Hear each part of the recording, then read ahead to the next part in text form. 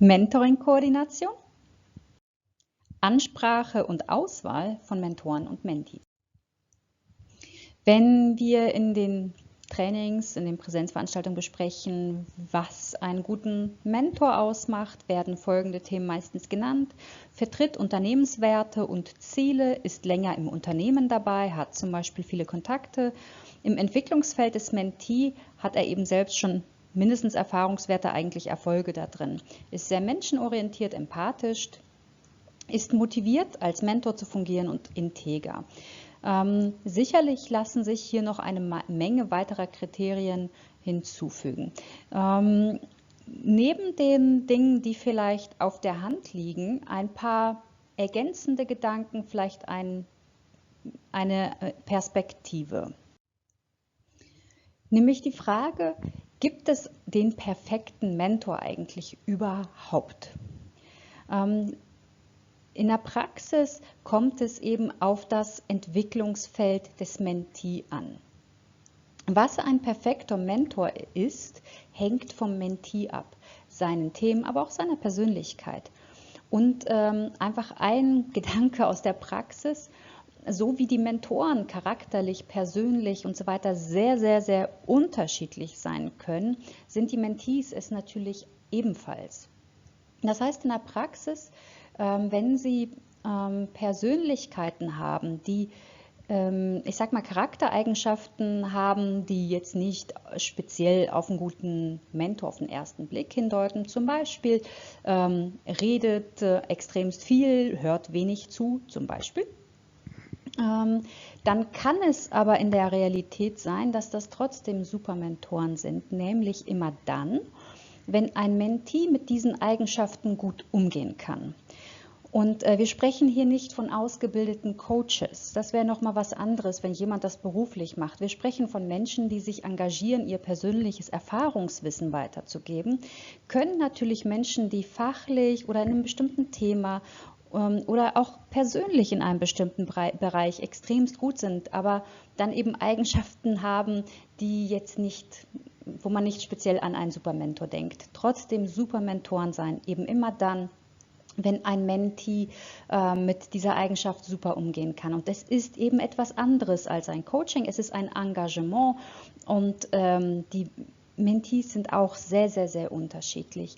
Und deswegen einfach ein Tipp: Gehen Sie nicht zu sehr mit einer festen Checkliste an Ihre potenziellen Mentoren ran, sondern wenn Sie Leute haben, die sich als Mentor engagieren möchten, die jetzt nicht in ein perfektes Raster passen, um das mal so zu sagen, dann können Sie immer sagen: Vielen Dank, super, dass Sie sich engagieren möchten. Wir möchten immer Tandems zusammenstellen, die fachlich, persönlich super passen. Das heißt, es kann ein bisschen dauern, bis wir eine Anfrage haben, wo wir denken, das passt jetzt exakt. Aber deswegen nehmen wir sie in den Pool auf, und es stimmt. Ja, das ist vielleicht bei, ich sag mal, etwas charakterstarken Persönlichkeiten vielleicht nicht jedes Jahr ein Mentee dabei, der fachlich und persönlich perfekt passt, aber vielleicht alle paar Jahre. Und deswegen da der Tipp: Nicht zu früh mit einer Checkliste. Menschen, die Lust haben, sich als Mentor engagieren, sind sie manchmal vielleicht total dankbar, weil sie einen Mentee haben, der genau ein Entwicklungsfeld hat, wo der Mentor einfach ein ganz besondere Erfahrungswerte hat, und da sind sie froh, diese Person als potenziellen, engagierten, begeisterten Mentor dabei zu haben.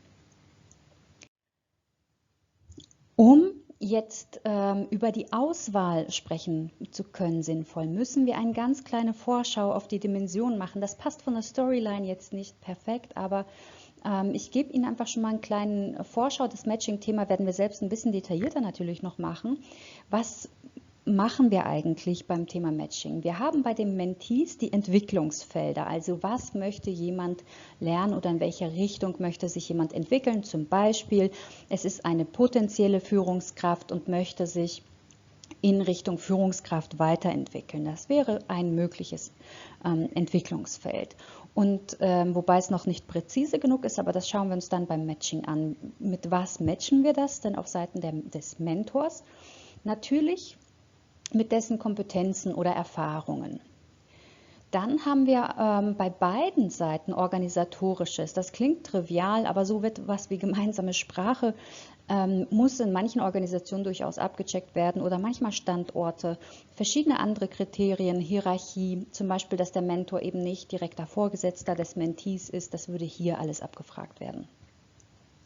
Dann die Stärken des Mentees zur Motivation des Mentors. Diesen Punkt merken wir uns gleich.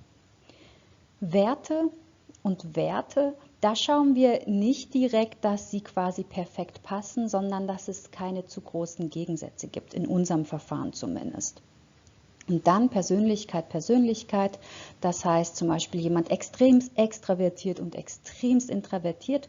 Wir würden extremer nicht miteinander matchen, das sprechen wir auch nochmal im Detail an. Für diesen Fall eben würden wir hier also so die Zuordnung machen von Mentoren und Mentees. Und hier möchte ich ganz kurz, weil es für die Auswahl so wichtig ist, auf einen Punkt eingehen, an den die meisten, zumindest die ich bisher kennengelernt habe, nicht im ersten Moment denken. Also die meisten, wenn sie über Mentor-Mentee-Tandems nachdenken, denken nach über die Entwicklungsziele, Entwicklungsfelder des Mentees und natürlich den Kompetenzen, Erfahrungswerten des Mentors sicherlich. Organisatorisches, ich sag mal, liegt auf der Hand, Werte, Persönlichkeit, kommt man drauf.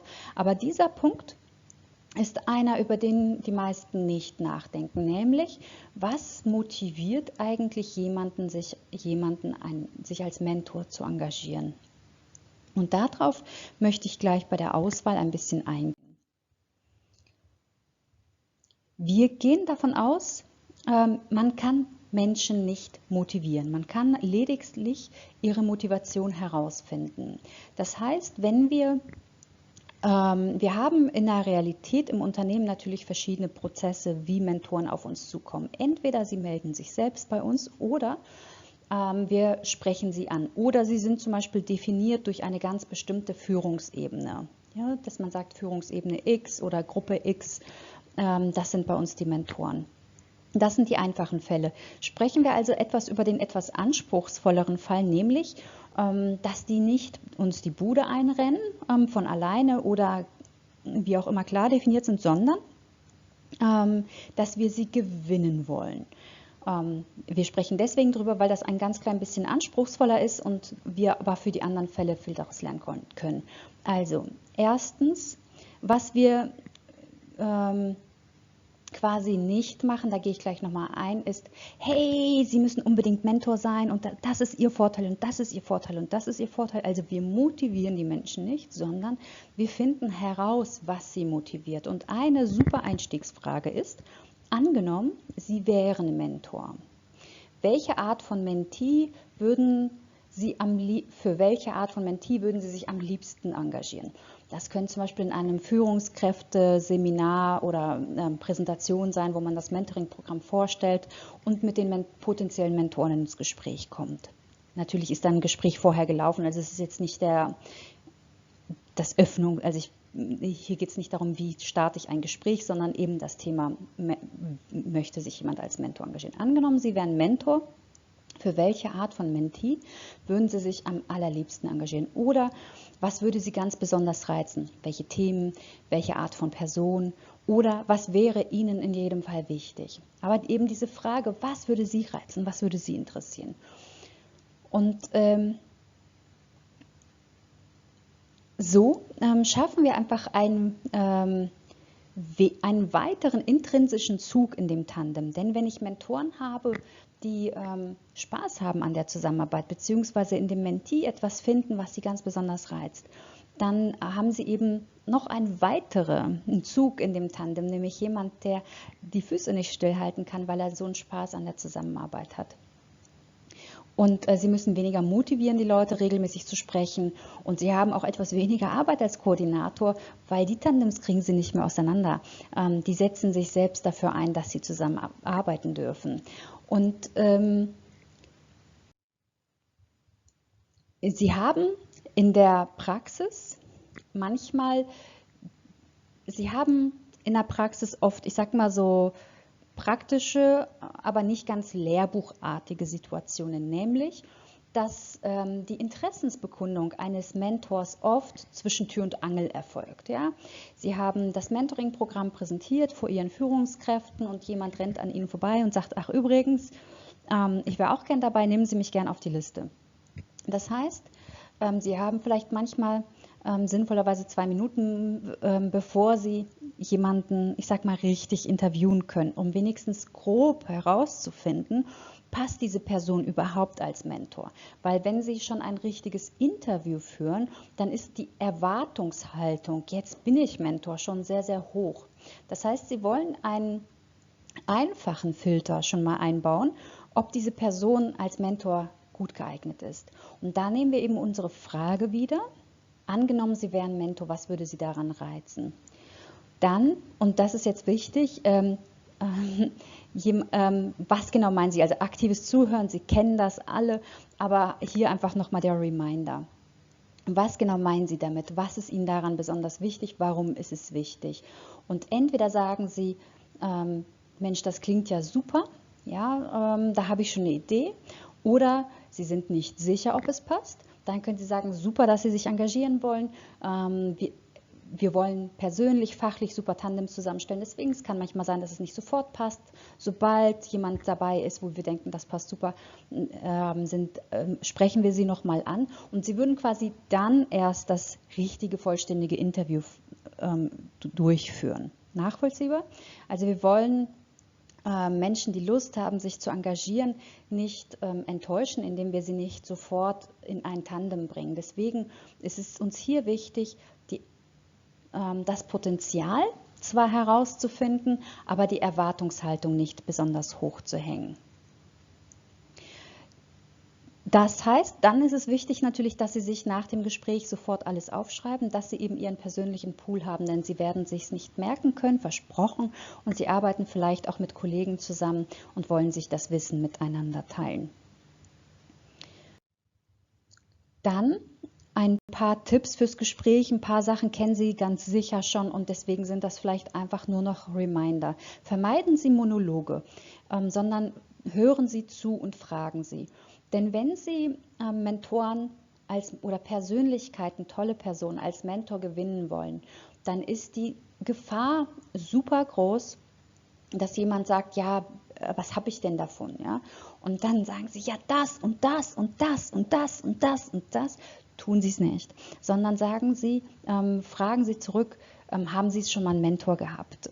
Oder aus Ihrer Sicht, stellen Sie sich vor, Sie wären Mentor, angenommen, was würde Sie reizen? Also versuchen Sie die intrinsische Motivation des potenziellen Mentors herauszufinden und so wenig zu überzeugen oder zu gewinnen. Und manchmal gibt es dann ja, aber, und vermeiden Sie einfach Diskussion. Ja, aber das kostet wenig Zeit, sondern gehen Sie wieder zurück. Angenommen, Sie würden. Was wäre das für Sie? Und vermeiden Sie überzeugen. Wenn jemand sagt, ja, aber ich bin vom Konzept nicht überzeugt und überhaupt und so weiter, versuchen Sie nicht, Menschen an dieser Stelle zu überzeugen, die den Wert nicht direkt sehen. Warum ist das so wichtig? Gerade für den Start eines Mentoring-Programms fangen Sie lieber mit einer etwas kleineren Gruppe an, aber mit Leuten, die einfach super finden, dass es endlich ein Mentoring-Programm gibt. Denn die ersten Mentoren gerade sind Ihre Multiplikatoren. Und wenn die begeistert sind, dann werden auch andere sagen, wie werde ich jetzt mein Mentor? Und die werden sich untereinander auch etwas erzählen, wie es ist und so weiter. Dann haben sie auch nicht diesen Überzeugungsaufwand, sondern schaffen sie eine Atmosphäre der Begeisterung auch dadurch, dass sie bei der intrinsischen Motivation der Mentoren bleiben, zur Not eine Person weniger nehmen und einfach eine begeisterte Gruppe haben. Ich hoffe, das ist gut rübergebracht. Wenn nicht, einfach nochmal zurückfragen. Jemand sagt, ich kann mir gar nichts darunter vorstellen unter dem Mentoring. Auch da fangen Sie nicht an, das Konzept lang zu erklären, sondern fragen Sie zum Beispiel, haben Sie denn in Ihrem Leben mal einen Mentor gehabt? Die meisten Menschen können überraschenderweise mit dieser Frage was anfangen auch wenn sie noch nie über die Definition von Mentoring gesprochen haben. Und dann sagen die meisten, nee, ehrlich gesagt nicht. Ich hätte auch, glaube ich, keinen gebraucht. Oder die sagen, ja, ehrlich gesagt schon. Und dann könnten Sie sagen, naja, denken Sie an diese Situation zurück. Ja, also knüpfen Sie wieder an mit den eigenen Erfahrungen, mit der eigenen Motivation. Wie war das für Sie? Ist das etwas, was Sie gern wieder für jemand anders wären? Hätten Sie sich denn mal jemanden gewünscht? Und hier eben dieses Bild wieder zurück, Mentoring nicht als Mühlstein an den Beinen, sondern als Rolex an den Arm. Und diese Wertschätzung schaffen Sie, indem Sie wirklich die intrinsische Motivation der Mentoren abfragen, wenig quasi überzeugen und pushen ins Programm und lieber einfach diesen Wertigkeit, dass es einfach sensationell ist, hier dabei sein zu dürfen, weil es super gemacht ist. Und dann schaffen Sie auch einen Sogeffekt über die Jahre. Und Sie wollen ein Programm haben, was über die Jahre nachhaltig gut funktioniert und Ihnen wenig Arbeit macht. Denn dann schaffen Sie einfach diesen Kulturwandel, nachhaltigen Lernprozess, den wir erreichen möchten. Hier haben wir unsere Mühlstein oder was das ist versus Rolex. Schaffen Sie die Wertigkeit einfach auch durch die Auswahl der Teilnehmer oder durch die Motivation und Ansprache.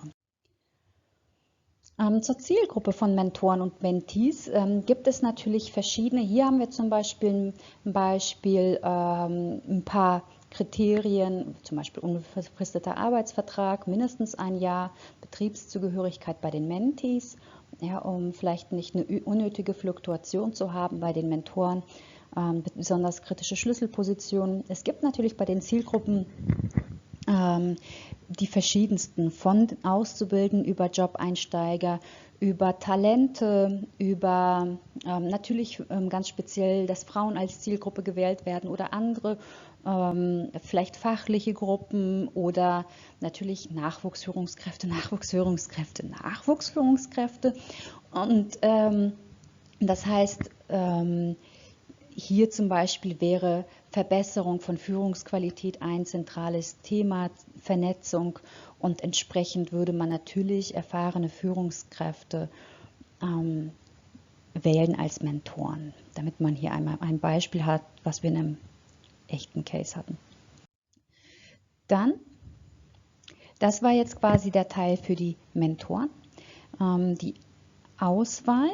Ja, Auswahl, die erstmal eine Vorselektion ist und dann eben ganz wichtig die Motivation der Mentoren, die sie ganz früh brauchen, auch noch vor dem detaillierten Interview. Und jetzt geht es darum, wie wähle ich die Mentees aus.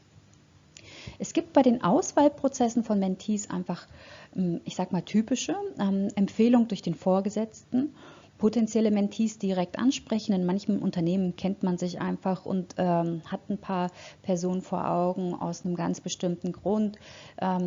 Manchmal werden ganze Assessment Center durchgeführt, gerade in Richtung, ich sag mal, behördlicher Kontext, wo einfach die Prozesse extremst gut dokumentiert sein müssen, kann es sinnvoll sein oder wichtig sein, Assessment Center durchzuführen. Dann natürlich Ausschreibung des Programms und eigene Bewerbung der Mentees. Hier macht es Sinn, bestimmte Kriterien zu definieren. Das kann Betriebszugehörigkeit, bisherige Leistung sein oder das Bewerbungsverfahren selbst, einfach die Qualität der Bewerbung an sich. Meistens erfolgt die Auswahl von Mentees durch ein spezifisches Programm oder Ziel, zum Beispiel angehende Führungskräfte. Das ist in der Praxis eigentlich der häufigste Fall. Und der zweithäufigste Fall ist einfach die Qualität der Bewerbung. Hier einfach nochmal eine kurze Erinnerung an das Qualitätskriterium-Thema und nämlich die Hürde. Je höher die Hürde, also leistungsbezogen für den Mentees ist, desto höher ist die Wertschätzung seitens des Mentee und desto höher das Commitment des Mentee. Das heißt, bei den Auswahlprozessen wollen wir eine sinnvolle Kombination machen, dass wir die richtigen Personen schon ansprechen und gewinnen, gleichzeitig ihnen das Programm aber nicht nachtragen und sie zur Jagd tragen, wie man so schön sagt. Also das bedeutet, dass wir, zumindest wenn uns eine gute Verbindlichkeit seitens der Mentees wichtig ist, den Mentees eine kleine Hürde zur Teilnahme am Programm geben sollten, wenigstens ein Motivationsschreiben schreiben. Und das ist von Unternehmen zu Unternehmen oder von Organisation zu Organisation sehr, sehr unterschiedlich, was da Sinn macht. Aber eben hier nochmal die Erinnerung, eine Hürde einzubauen, überlegen, was ist sinnvoller Schwierigkeitsgrad und dann eben da drauf, also Hürde und dann transparente Qualitätskriterien. Wenn wir an das Stakeholder-Thema denken, wir wollen nicht eine Wirkung, dass das sich um eine völlig, also dass es komplett intransparent ist, wer darf teilnehmen und wer nicht. Das kann einfach demotivierend wirken für Menschen, die nicht teilnehmen können, und dann hat man die einen gefördert und die anderen verloren. Das ist eben auch wichtig, so transparent und klar, wie es nur geht, zu sein. Es ist in der Praxis gar nicht immer so einfach, aber so klar und transparent, wie es möglich ist im Kontext. Ergänzende Gedanken. Mentees richteten sich natürlich an den Zielen der Organisation. Wir wollen Führungsqualität verbessern, wir wollen Zusammenarbeit über Silo-Grenzen verbessern, wir wollen internationale Zusammenarbeit verbessern und so weiter. Entsprechend richtet sich die Auswahl der Mentees natürlich an den Zielen der Organisation. Qualitätskriterium, transparente Teilnahme hatte ich gerade schon erwähnt. Und noch einen ergänzenden Gedanken. Manche Organisationen wählen Mitarbeiter zu Mentees, die einen besonders hohen Entwicklungsbedarf haben. Also ein bisschen Nachhilfe brauchen. Und da einfach so ein Impuls an alle, die in die Richtung denken, so ein bisschen das Hinterfragen, ist Mentoring da das geeignete Mittel? Denn ein Mentor engagiert sich ehrenamtlich, also der wird nicht direkt vergütet. Natürlich ist er eingestellt, aber niemand nimmt ihm einen Teil seiner Arbeit dafür ab in der Realität. Und es ist ein Engagement und es einfach die Empfehlung, sorgen Sie dafür, dass es den Mentoren auch immer Spaß macht. Und wenn Sie Mitarbeiter mit einem ganz besonderen hohen Entwicklungs- oder Nachholbedarf haben, nutzen Sie da vielleicht lieber ein Coaching, wo Sie einen ausgebildeten Coach haben, der einfach wirklich die Techniken fachlich gelernt hat. Eine gute Coaching-Ausbildung dauert 2 Jahre. Ein Coach hat einfach sehr, sehr viel mehr Möglichkeiten, einfach technisch zu arbeiten, als ein Mentor, der sich engagiert während seines Jobs, da einfach nochmal ein Engagement fürs Unternehmen leistet. Dann haben Sie dazu vielleicht Fragen, das waren recht komplexe Themen, gerne schreiben. Im nächsten Thema geht es jetzt konkret um das Interview und das Profil und wie ich eben dann zu den Hintergrundinformationen komme, die ich letztendlich für das Matching brauchen werde.